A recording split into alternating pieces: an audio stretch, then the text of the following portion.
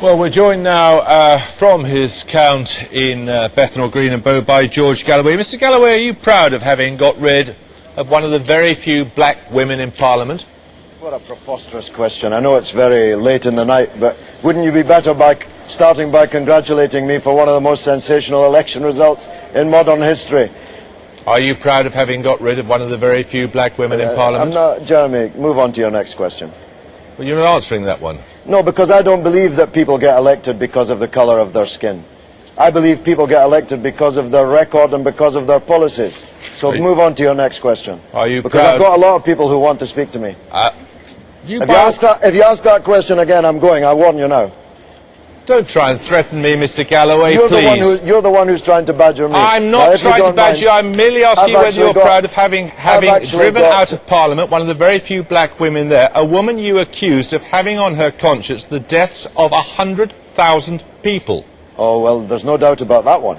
There's absolutely no doubt that all those new Labour MPs who voted for Mr. Blair and Mr. Bush's war have on their hands the blood of 100,000 people in Iraq, many of them British soldiers, many of them American soldiers, most of them Iraqis, and that's a more important issue than the colour of her skin. Yes, because you then went on to say, including a lot of women who had blacker faces than her. Absolutely right, absolutely right. So don't try and tell me that I should feel guilty about one of the most sensational election results in modern electoral history because the person I defeated Mr. Galloway, that is a Nick woman Rainsford had you to a T when he said you were a demagogue.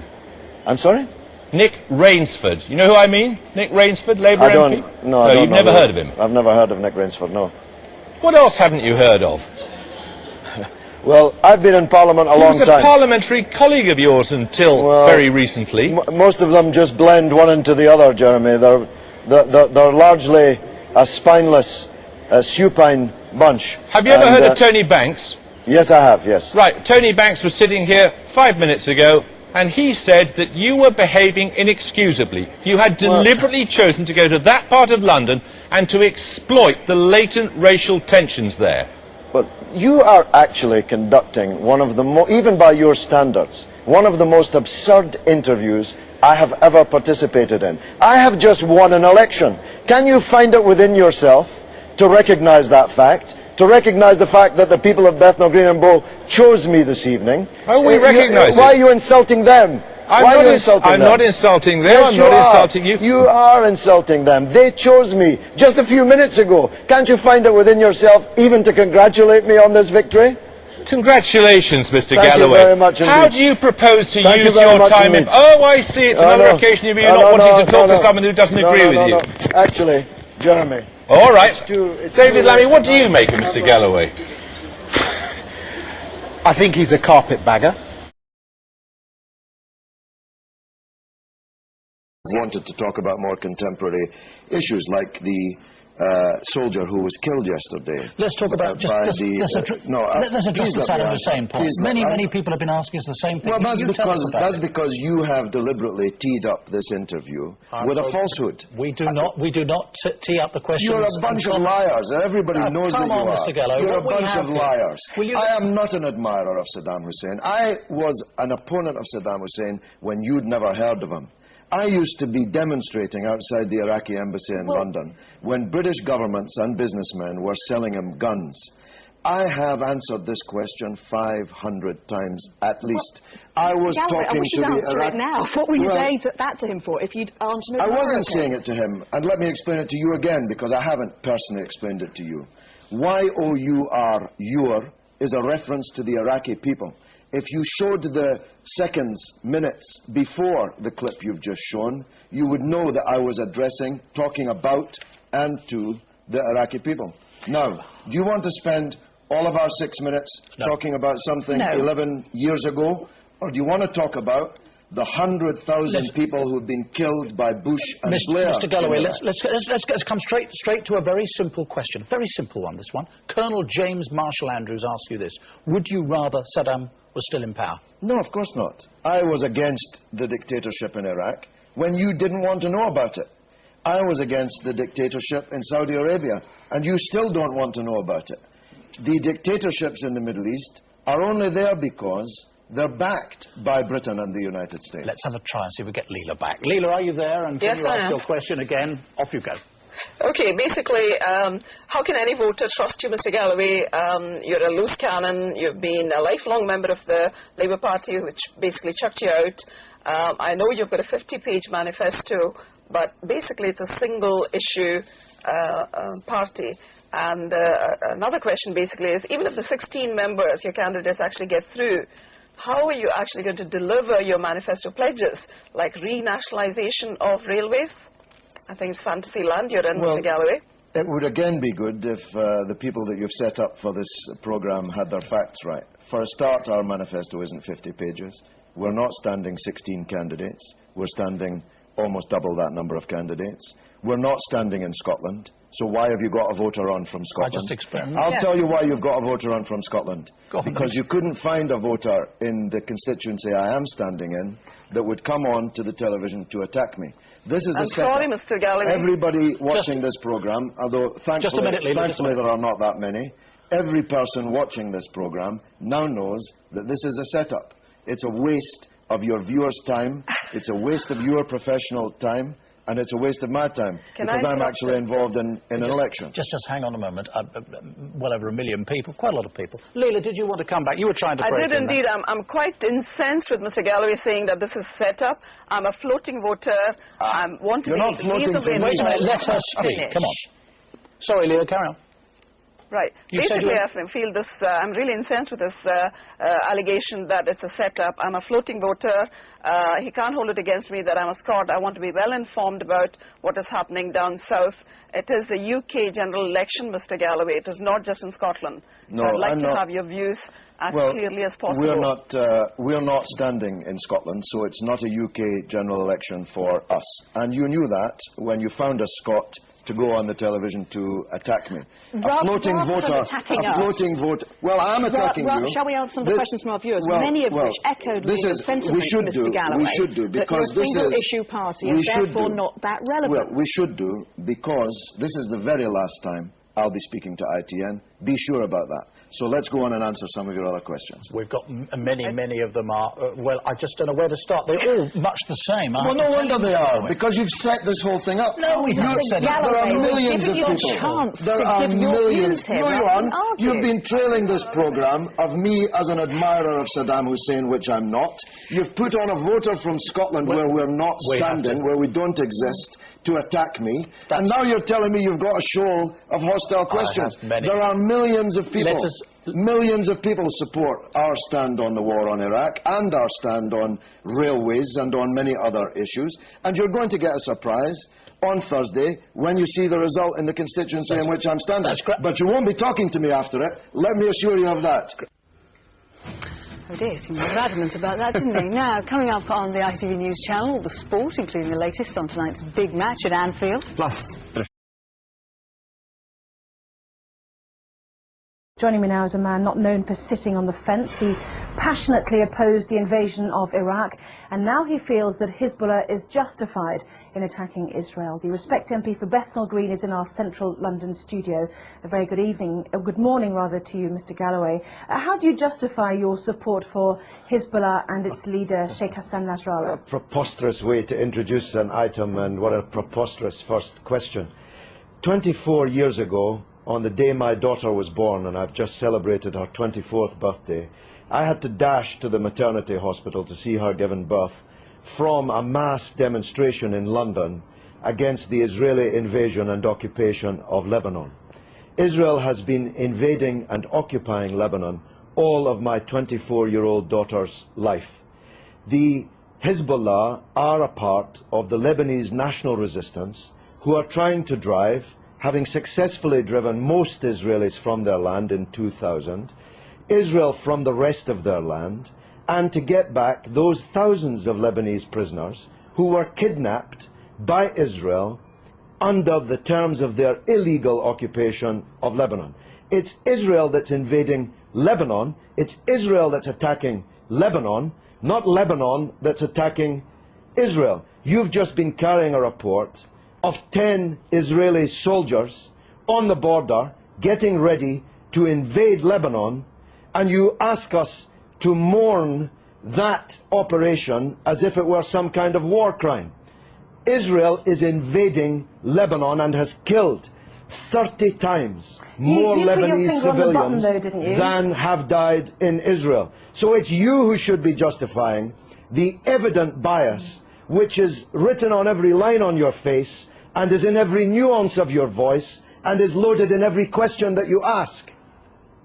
Right, you put your finger on the button, though, didn't you, when you said that Hezbollah was set up back in the 1980s in order to remove every Israeli soldier from Lebanese soil. As you said, it achieved that in 2000. No, it didn't. This is a setback. No, it didn't.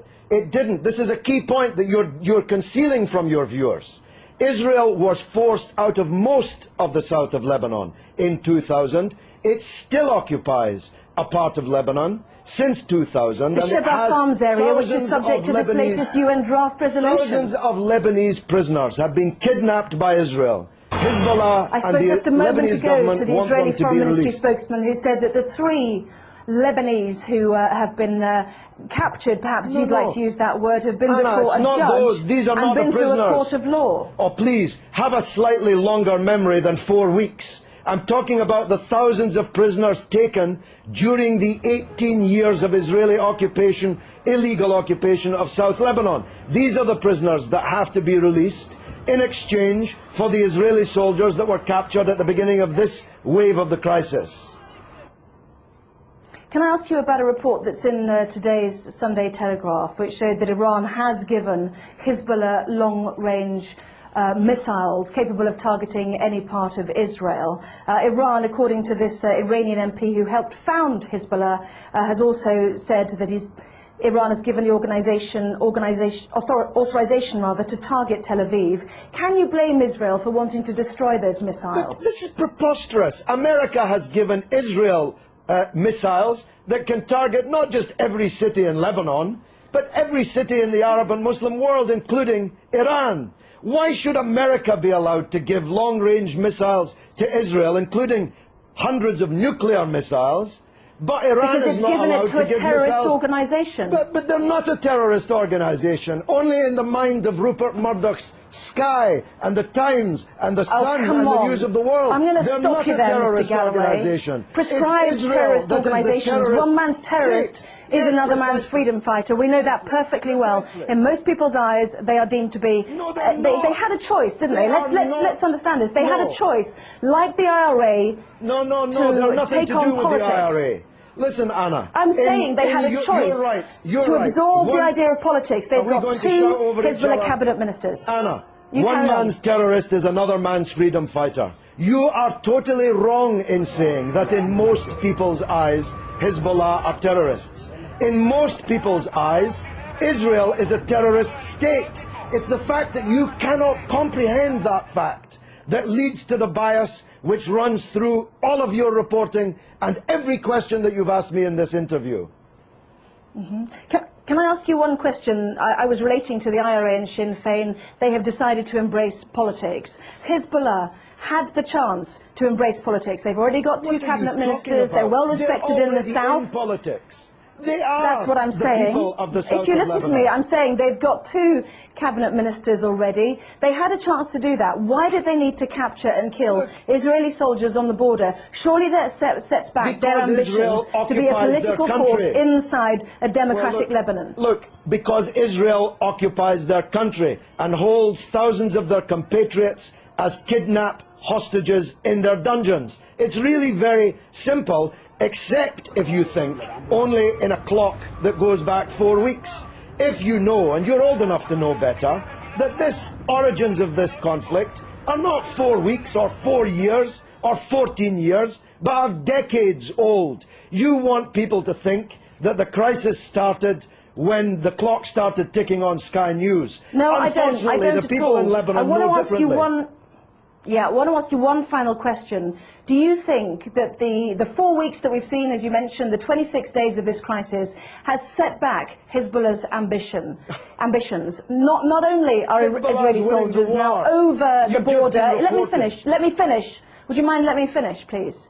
Not only are Israeli soldiers over the border in sizable numbers, but also there claims to be a good political organisation to help a democratic Lebanese government with the Syrians who've also now left an independent state. That has also come to blows as well. What a silly question. What a silly person you are. Hezbollah is winning the war. You can see it on the other half of the screen.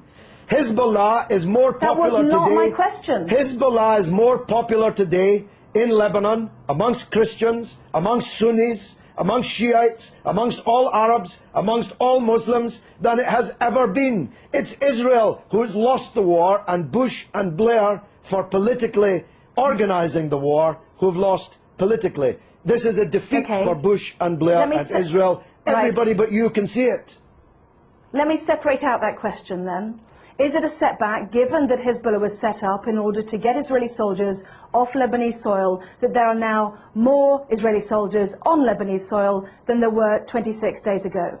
Well, they seem to be getting a bloody good hiding on the other half of the screen that I'm watching. Maybe you can't see it, but I'm watching them getting a bloody good hiding in the war. So if that's a success, I'm not sure what a failure would look like. The reality is that this conflict will go on. The United Nations resolution solves nothing, gives Lebanon nothing, gives the prisoners in Israeli dungeons nothing, and as Anne Clwyd, my erstwhile colleague, was just saying, Israel has just kidnapped even more Palestinian politicians, cabinet ministers, members of parliament, and thousands of others held in Israeli dungeons, and this war will continue until the overall settlement is reached. That settlement must mean Israeli withdrawal from all occupied territory that it currently holds since the war in 1967, the release of all political prisoners, and a state for the Palestinians with East Jerusalem as its capital. No justice, no peace. You're not going out of business as a newscaster in Jerusalem anytime soon, believe me. Well, as usual, you have prompted a huge email response, both for and against you, Mr. Galloway, so we'll leave it there. I have to say that some people might find it offensive when more families are mourning their dead to hear you say that it was a bloody good hiding. So you don't give a damn. You don't even know about the Palestinian families. You don't even know that they exist. Tell me the name of one member of the 7 members of the same family slaughtered on the beach in Gaza by an Israeli warship. You don't even know their name, but you know the name of every Israeli soldier who has been taken prisoner in this conflict, because you believe, whether you know it or not, that Israeli blood is more valuable than the blood of Lebanese or Palestinians. That's the truth, and the discerning of your viewers already know it.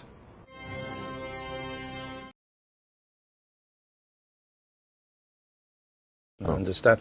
Now, you work for Press TV, this Iranian TV outfit in London. Is it true that when you interviewed Ahmadinejad, the ruler of Iran, you began by saying that you told him, I require police protection in London from the Iranian opposition because of my support for your election campaign? I mention this so you know where I'm coming from. Andrew, I hadn't known I was on trial today. I thought you wanted my expertise on Syria. Did you say that? You used to work for Rupert Murdoch of Fox News. We could, I think, quote some choice things from Fox News, and the short answer is no. I supported Did you say that? I, like ABC, supported the fact that Ahmadinejad won the election. I didn't support his election in any way, and I defy you. You said because of my support for your election campaign. We could lay £1,000 each here on the table, and I can give you my 1,000 if you show me a scintilla of support for his election campaign. Well, I'm simply asking, did you say that to him? No, I said my support for the outcome of the election. That's a different thing. I mentioned this so you know where I'm coming from. Yes, that's right. Would that be conceivable for any BBC interviewer to say to the Prime Minister, leader of the opposition, I'm a big supporter of yours, I just want you to know that before I begin the interview? It's very conceivable on Fox News that you used to work for. Very, very conceivable. The difference is, you see, you think because you support and are associated with right-wing drivel that nobody will cast that up at you. You know, I knew that the way you would reply to these questions would be playing the man rather than the ball. Well, you're the one playing the man, Andrew, and I'm the one you didn't even have the grace. I'm the one interviewing you. You didn't even have the grace. If you invite me onto your show, I'll answer your questions. You didn't even have the grace to tell me that this is the kind of interview it was going to be. Well, you are a respected and experienced chap. You're ready for anything that we throw at you. No, foolishly, I believed you when you said you wanted to talk to me about Bashar al-Assad, dogs in Parliament, and sundry domestic matters. More fool me. All right, we'll leave it on that then. Anita? Well, George Galloway MP is here. Congratulations. Thank you. You going to be any more conscientious representing the people of Bradford than you were in Bethnal Green? Oh, don't start by insulting me now. Let's not go Well, off it's on true. a... Come on. Let's not No, get off on there's a more serious point here, bad because start. you only attended 8% of votes during your time there. As I've explained to you and others many times before, in the Commons you can only vote for the government's motion or the Leader of the Opposition's amendment. And I seldom wished to vote for either in that 5 years. My attendance in Parliament was daily. My attendance in votes depended on what the issue under discussion was. But you know what, Jeremy? I won. You're going to have to get used to that. Oh. I won a great victory. I've already congratulated you. Well, on yes, it. but not sincerely, evidently. No, quite sincerely. No, it is. I said it was one of the most epic victories in recent electoral maybe the history. best answer I can give you then is evidently the people of Bradford West think so, because they voted for me in overwhelming number. Well, I'm quite struck by the phrase that you used. We heard it there, the Bradford Spring. It just struck me as an odd form of words for a man who described President Assad's Syria as the last castle of Arab dignity. Please don't think that I'm on trial in front of you, Jeremy. You're not fit to be my judge. The people I'm of not Bradford judging you, West, I'm just thinking it's a very odd form of words. Well, evidently the people of Bradford West, who frankly matter to me far more than you do, are the judge of what I say and what I do. And they judged in a democratic election, 18,000 of them, to put their X next to my name. So they evidently were not put off by your misrepresentations of my views about Syria. You did. I've seen the email. You did describe Assad's Syria as the last castle of Arab dignity. I did in 2005. Right. And 2010, in fact. No, it wasn't in 2010. It was the 14th of August, 2010. No, my speech in Syria was in 2005. No, we're talking about an email, not your speech. When you talked about what a good chap Assad was. I'm talking about the email you sent. Let me tell, well, that was at the time he was sleeping in Buckingham Palace in the Queen's spare bedroom. He wasn't sleeping in Buckingham Palace in August 2010. The Syrian people are the last castle of Arab dignity. They are the last castle of resistance to Israeli occupation and to imperialist intrigue in the area. But I don't think that was an issue in the Bradford West by-election. But why did you talk about the Bradford Spring? Please accept that a big uprising of people, peaceful, democratic uprising, unknown, unnoticed by you. You didn't send anyone there, the London media didn't send anyone there, and yet it happened. Has to be characterized as something new in British politics. They were not voting on my views about Syria, neither on my views about how to vote in House of Commons divisions, which are largely meaningless to most of them, which is what this discussion really should be about. We're going to get on to that. I just want to get one other point with you, which was this.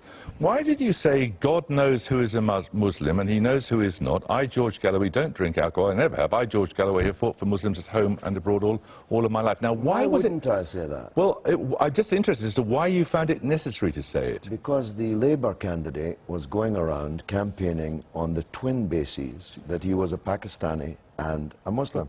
So I believed that that playing, shameless playing, of ethnicity as an electoral card was something that needed to be answered. And ordinarily, of course, if it were me that were being accused of it, you'd be the sternest critic. Well, people shouldn't vote for I've never had anyone ask for my vote by telling me how much they drink, that's all. I was just curious.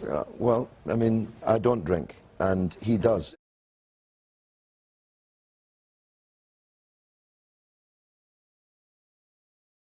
Well, joining us now from Manchester is the Respect Party MP, George Galloway, who has met Fidel Castro. You're a Democrat. Does that pose any problems in terms of how you viewed Fidel Castro? Well, if people believed the package they've just heard, which could have come from Fox News, you would think that Fidel Castro was some kind of tyrant. Well, I can assure you that's what your viewers will be concluding. That was the most biased package I've heard today And I've been on the media all day. Let's so not go over the package. Let's not go over the package. I'm asking you a simple question. The question is this. Are the Cuban people liberated from the misery that afflicts most of the people of the third world? And the answer is yes. They can all read and write. They live longer than they do in Washington, D.C. Their children are more likely to survive than the children of Washington, D.C. They can't vote, though, can they? 50 years.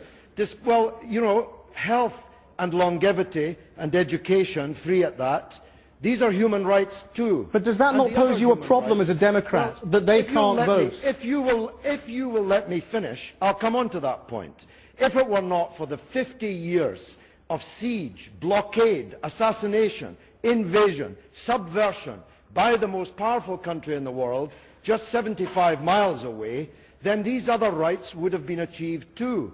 You'd be better addressing your questions to the United States of America, which for 9 administrations in a row has done everything it could to destroy the Cuban Revolution, precisely because it's an example to the people of the third world, not least Latin America, where more and more of them are following it. But you can't blame Washington for the lack of democracy, can you, in Cuba? Yes, you can. And there's no doubt that some people in Cuba want democracy and want a say in their affairs. Well, we all want democracy. But the facts are that in Latin America, the only way to get elected now is to profess friendship with Fidel Castro and opposition to George Bush, none of which was reflected in your package. Fidel Castro, Hugo Chavez seem like the men of the hour, don't they, rather than Milton Friedman and Ronald Reagan? Well, why don't they go to the electorate then in Cuba? If Fidel Castro is so fundamentally popular, why not make the transition to democracy now? Well, when the United States lifts the state of war and siege on Cuba, but that's irrelevant, normal life can... No, it's absolutely relevant. When Hitler was at the Channel ports threatening to invade us, there wasn't much democracy, and if you'd wandered around the East End proselytizing for Hitler, you wouldn't have lasted long. There's every threat. They've tried to kill Fidel Castro hundreds of times. They've invaded countries all over the world, thousands of miles from their shores. Hitler didn't stop democracy in Britain. Yes, he did, as a matter of fact. Many democratic freedoms were suspended in Britain, especially for those who were proselytizing for Hitler. And that's the comparison that you have to make. We didn't lose the vote. Notwithstanding that siege. No, you did actually. If you knew anything about British history, you'd know there were no elections. Are you saying universal suffrage was ended by Hitler in the 30s? The parties didn't fight each other throughout the course of the Second World War. What about in the 30s when Hitler was on our doorstep? Let's talk about Cuba for a minute, can we? When Hitler was on our doorstep, democratic freedoms were curtailed in Britain. The United States is on the doorstep of Cuba and has tried to destroy it for nearly 50 years, and so some democratic freedoms are suspended. So where do you see the future then? I mean, do you see the revolution continuing post-Fidel, or do you think there will be some sort of transition? Despite your propaganda, socialism will survive in Cuba. Come on, it's not propaganda. These are simple questions. It's Fox News propaganda, which I've come to get used to from Channel 4 News. All right, fine. We'll put aside the abuse. I'm asking you a simple question about how you see the future of Cuba. Do you think there will be some transition? Socialism will survive. I know that makes you sad, but it will survive. The free health service will survive. Free education will survive. Cuba will continue to be an icon for people around the world who want to see liberation and want to see the escape from the domination of globalized capitalism and United States domination. George Galloway, thank you for joining us. No, I was just wondering why you drew attention to not supporting gambling or not drinking. Well, I was responding to his claim that people should vote for him because he was a Pakistani Muslim. I don't think people should fish for votes on that kind of a basis. But I'm not going to allow hypocrisy to go unanswered. And just to be clear on this drinking, you've really never had a drop of alcohol in your life? Never, nor my father before me, nor my children after me, God willing. Why was that? My father disapproved of drink and persuaded me that it was a demon. I'm not sure why we're dwelling on this, but if you'd like to, I shall dilate on my belief that alcohol lies at the bottom of many of our social problems and moral problems in this country. People get sent to the House of Lords for selling it, when in fact it's a more dangerous drug than the drugs that are being sold on some of the streets of Bradford, for which people go to prison for several years.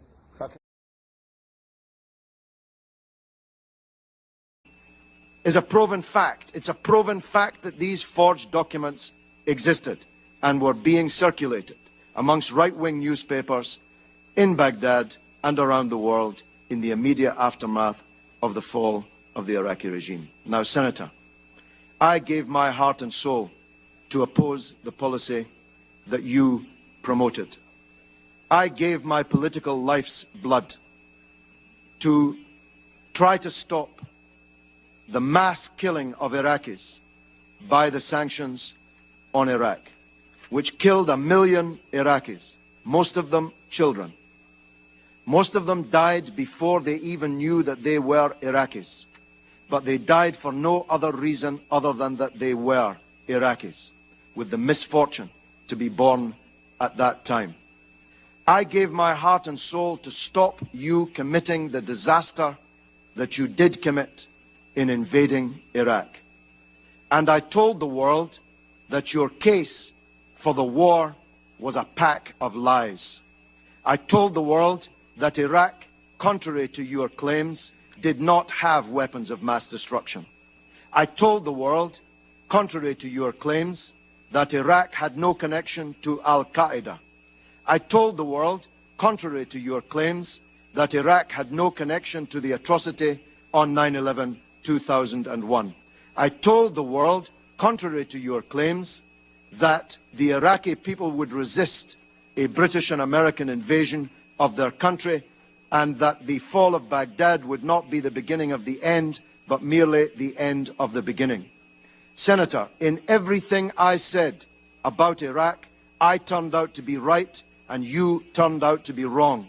And 100,000 people have paid with their lives. 1,600 of them American soldiers, sent to their deaths on a pack of lies. 15,000 of them wounded, many of them disabled forever, on a pack of lies. If the world had listened to Kofi Annan, whose dismissal you demanded, if the world had listened to President Chirac, who you want to paint as some kind of corrupt traitor, if the world had listened to me and the anti-war movement in Britain, we would not be in the disaster that we're in today. Senator, this is the mother of all smokescreens. You are trying to divert attention from the crimes that you supported, from the theft of billions of dollars of Iraq's wealth. Have a look at the real oil for food scandal.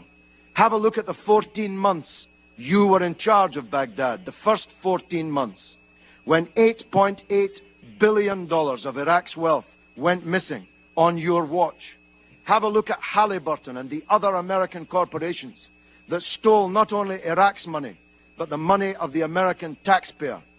Have a look at the oil that you didn't even meter, that you were shipping out of the country and selling, the proceeds of which went who knows where. Have a look at the $800 million you gave to American military commanders to hand out around the country without even counting it or weighing it. Have a look at the real scandal breaking in the newspapers today, revealed in the earlier testimony in this committee, that the biggest sanctions busters were not me or Russian politicians or French politicians. The real sanctions busters were your own companies with the connivance of your own government.